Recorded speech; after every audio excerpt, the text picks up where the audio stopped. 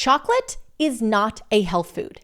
Yes, the internet is flooded with articles like "Good news for chocolate lovers. The more you eat, the lower your risk of heart disease. 7 proven health benefits of dark chocolate. 10 reasons why chocolate is good for you."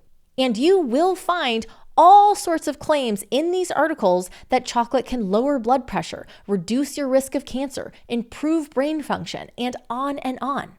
But nevertheless, I stand my ground. Now, why am I singling out chocolate specifically? If you're doing carnivore, that should mean you're not eating sweets at all, and that would include chocolate.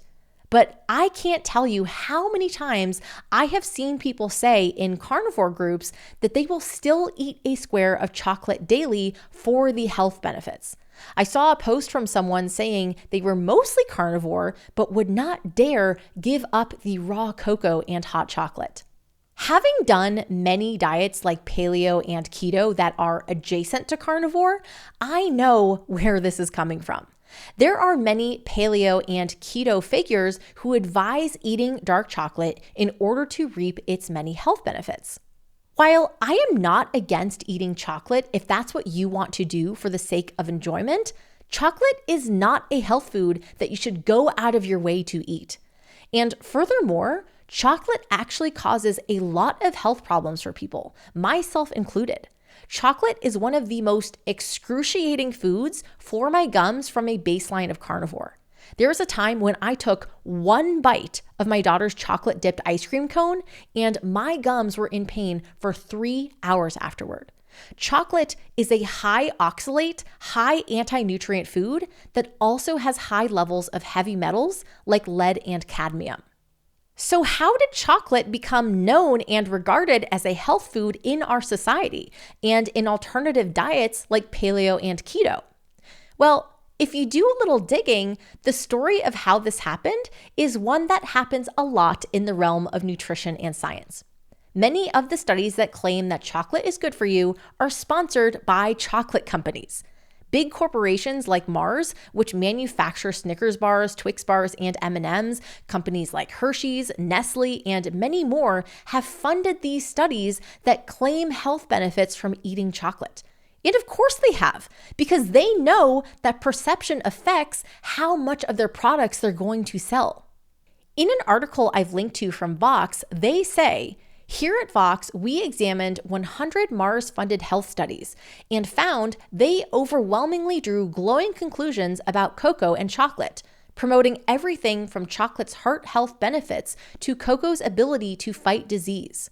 This research and the media hype it inevitably attracts has yielded a clear shift in the public perception of the products." Then they have a quote from a nutrition researcher at NYU named Marion Nessel, who says, "Mars and other chocolate companies made a conscious decision to invest in science to transform the image of their product from a treat to a health food. You can now sit there with your chocolate bar and say, 'I'm getting my flavonoids.'" Now, I talk about flavonoids in another episode where I share some of the plant compounds that damage the body. But flavonoids are a type of polyphenol, which is just a type of plant compound that is usually regarded as beneficial. The health media loves to talk about the benefits of polyphenols, even though there are also numerous documented hazards related to its consumption, like carcinogenic and genotoxic effects. But even if there is enough benefit to eating flavonoids that outweighs the risks, you'd have to eat obscene amounts of chocolate to even attain the quantity of flavonoids that they're talking about in these studies. Many of the studies touting health benefits use a dose of 600 to 700 milligrams of flavanols as the amount that can possibly impact your health in a positive way. And this is not an amount most people are likely to eat, nor should they, because you get other problems. You'd need 5 ounces or 750 calories of dark chocolate to get that purported healthy dose of flavanols. And if it's milk chocolate, the amounts required are 5 to 8 times greater. I linked to a paper that reported a beneficial association between higher levels of chocolate consumption and the risk of cardiometabolic disorders, which are conditions like obesity and type 2 diabetes. And the study authors even admit at the end Beyond the caution needed in interpretation of data from observational studies, one must also consider other aspects associated with chocolate consumption.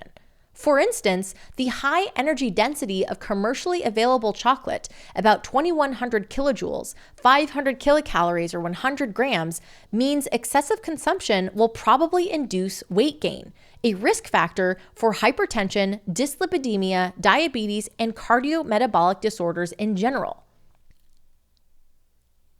Really?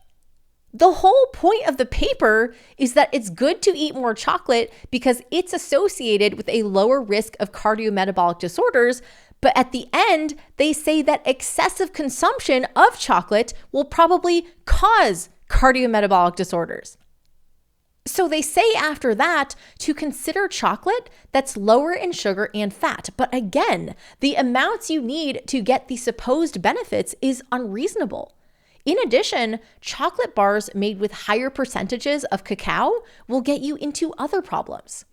In the February 2023 issue of Consumer Reports, they tested a bunch of chocolates for heavy metals like lead and cadmium, and they said, in general, the darker the chocolate, the greater the risk of contamination with heavy metals. In the article, they recommend that you choose chocolate with lower percentages of cacao and to alternate with milk chocolate in order to minimize your consumption of heavy metals. All the hype around chocolate is the same old story for so many foods in our society that get promoted as so-called superfoods, but are really just advertising campaigns from big food groups that want to sell their product. See chocolate for what it is, a treat that you are free to choose to enjoy, but not a health food that you should go out of your way to consume. If you've switched over almost entirely to carnivore, but are still hanging on to the chocolate, I recommend letting it go. It's not giving you the health benefits you think it is, and it's likely doing more harm than good. Subscribe to my channel to keep getting more episodes supporting the carnivore diet. And if you want to hear from me in between episodes with more studies, bonus articles, and motivation for staying on the carnivore diet, sign up for my email newsletter at www.theroadtocarnivore.com.